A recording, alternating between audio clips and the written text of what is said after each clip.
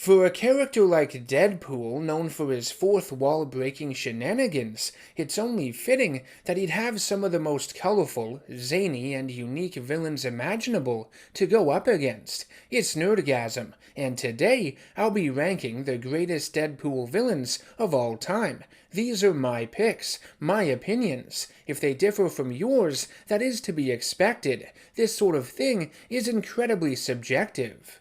Starting off my list with one of the most absurd yet entertaining villains Deadpool has battled over the years, even teaming up with Spider-Man against him.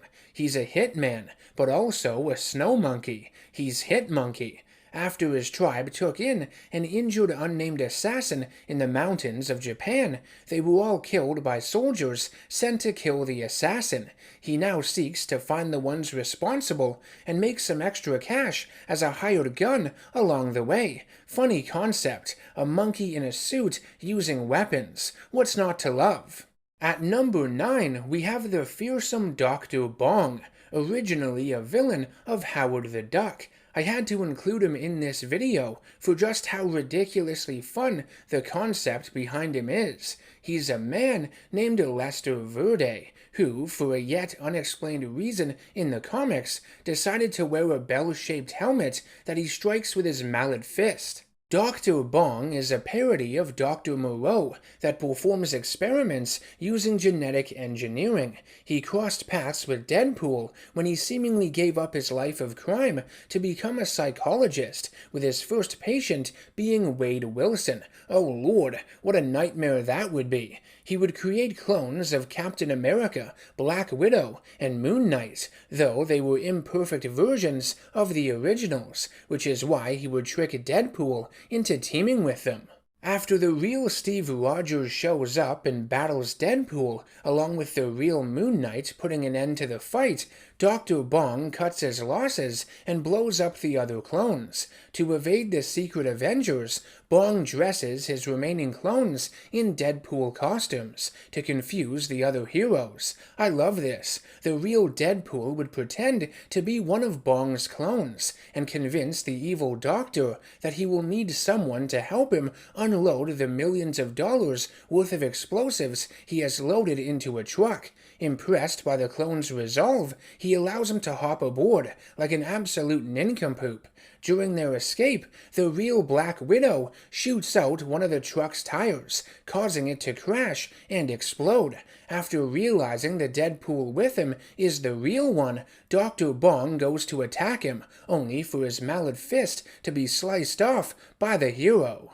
These next villains are from a highly entertaining Marvel Now storyline from the early 2010s. It depicts a former S.H.I.E.L.D. agent named Michael Hawthorne, necromancer, finding his country falling apart, completely divided, and he believes the only ones strong enough to save it are its real heroes, its former leaders. Using dark magic from a spellbook given to him by a demon, he sacrifices a lamb and uses its blood to paint symbols on top of tombstones to resurrect every dead U.S. president who, led by George Washington, attempted to destroy America and start over.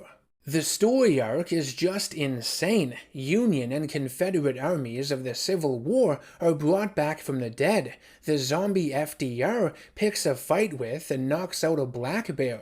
Abe Lincoln shoots Deadpool in the back of the head and says he's always wanted to do that. A joke I don't really know what to make of.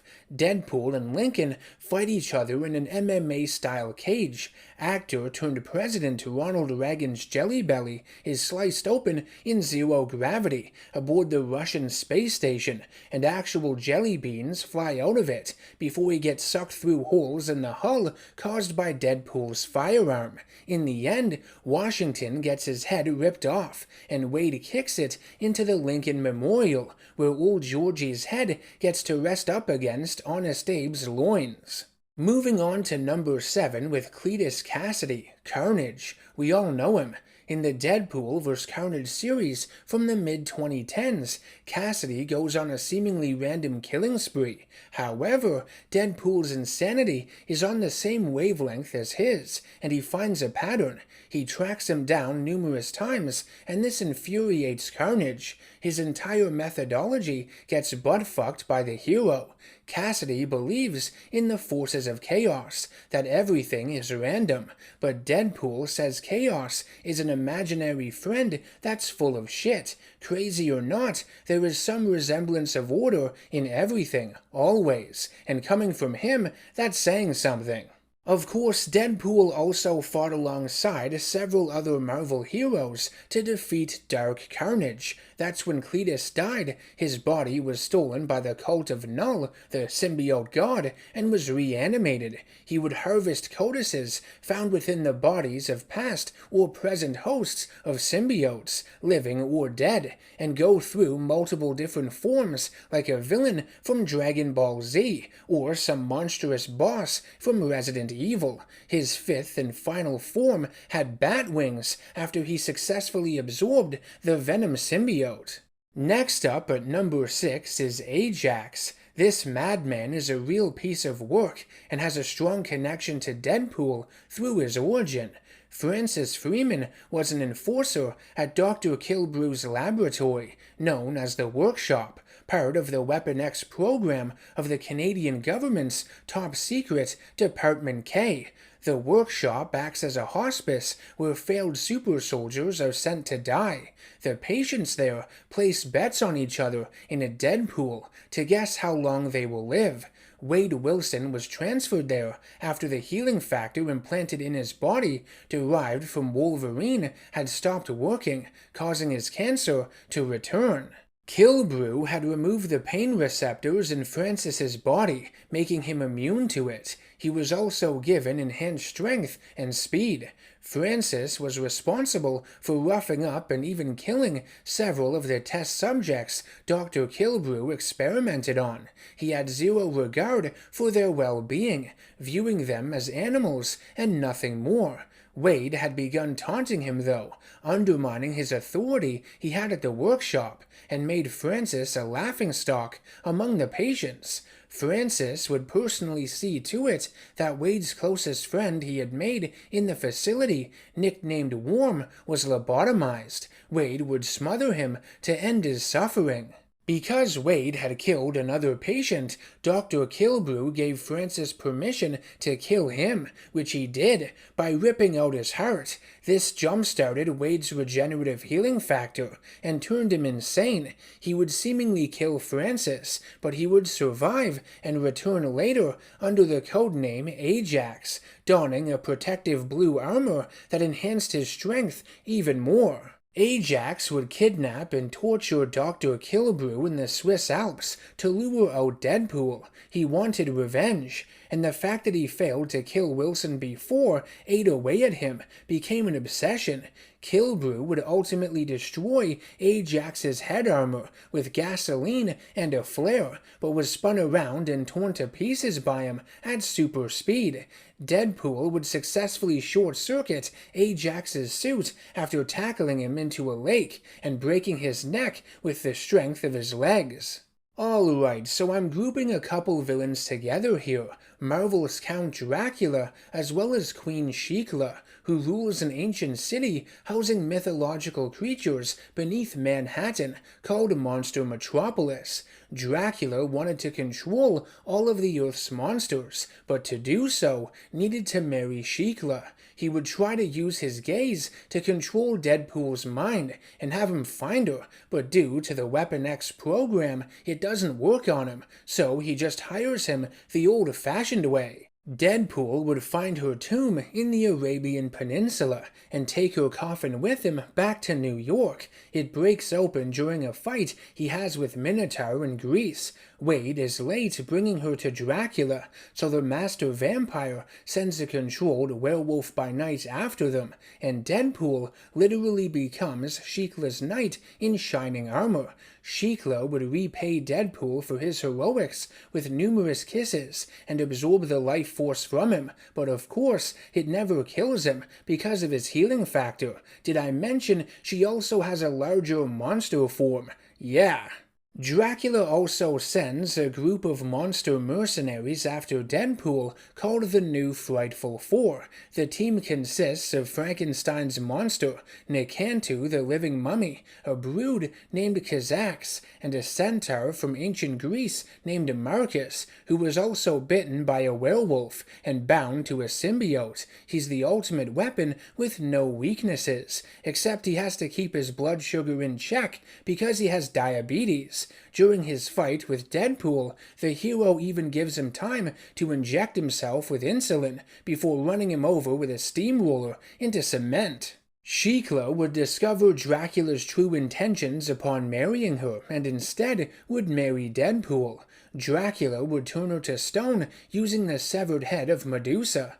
Deadpool stakes Drac in the heart with a protruding bone from one of his severed limbs. His healing powers are weakened because he bit DP and drank some of his cancerous blood. Shiklah would eventually declare war on New York, wanting to combine it with Monster Metropolis because humans have killed too many of her subjects.